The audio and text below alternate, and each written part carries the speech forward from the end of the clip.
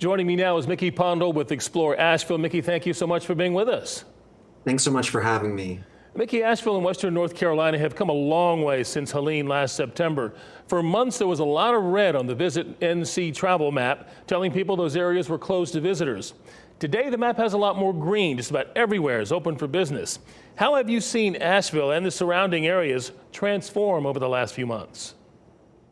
Well, you said it. The map is mostly green. Asheville is 90% open. It is standing, it is stunning, and open for business. There are, of course, areas that will need more time, the River Arts District and Biltmore Village, to name a few. But downtown Asheville, West Asheville, the vast majority of trails, a lot of roads that had been closed, like the Blue Ridge Parkway, big attractions like Biltmore and the Omni Grove Park Inn, James Beard nominated restaurants, they are all open and we are eager for visitors. Asheville is here. It's just like you remember it, perhaps even more so, because one of the things the hurricane did was bring the community closer together. So now is the best time to visit because not only are you experiencing the mountains and everything that you love about Asheville, but you're really helping out the community when we need it the most. And one of the hardest hit areas in Asheville was the River Arts District. How is that area holding up now?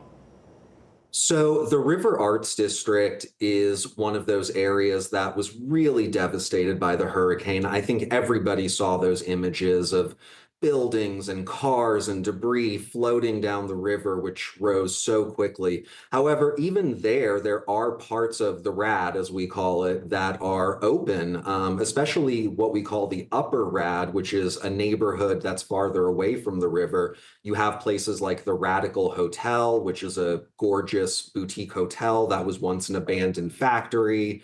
You have the North Carolina Glass Center, where you can take glass blowing classes.